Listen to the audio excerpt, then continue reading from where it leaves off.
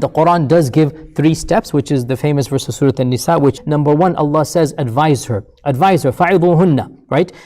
Tell her that marriage is not going to flourish this way. I mean, it's not fair. What do you expect me to do? Marriage has to be based on love. فَعِظُوهُنَّ, ask her of her rights of Allah subhanahu wa ta'ala. Number 2, leave her in her bed. So abandon her. You go to the to the living room, and you leave her in the bedroom. You make her understand that things are getting serious. The third thing that is mentioned in the Quran, my philosophy or my fatwa is that in the cultures that we live in, this is an option, A, B, or C. It's not wajib. If you have to get to C, my advice is jump over C and move to divorce. Then if it's really not working and you're not able to get to the marital happiness, فَعِظُوهُنَّ وَهْجُرُوهُنَّ, and then in the society and the times and the cultures that we live in, resorting to option C is going to break the marriage. There is the point of option C when it was done in other societies and times, it might have saved the marriage. In some cultures, option C might have saved the marriage. But in the cultures, I'm talking about Western cultures in particular, I'm not speaking of any other culture, but definitely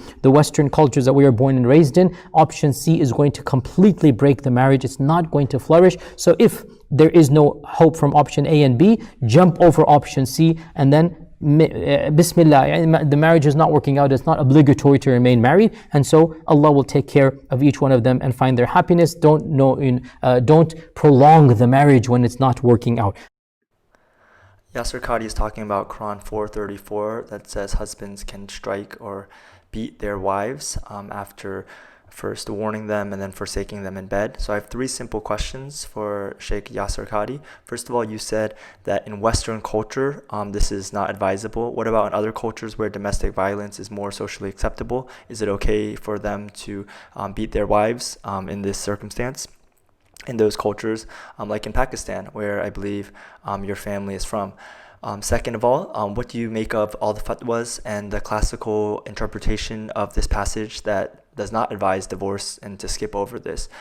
Do you think that your interpretation is better than theirs, especially for the Western context, where their interpretations only for more Eastern or contexts that were more permissive towards domestic violence and wife beating? And third of all, Yasir Qadhi, I would like to know, is there anything morally wrong with beating one's wife, or is this simply a matter of your choice if you want to choose to divorce or to practice this injunction from Allah, the perfect creator of the universe, according to your theology? Thank you so much, Yasir Qadhi. I really hope that you can bring us some Islamic clarity on this important question that affects millions of people all around the world.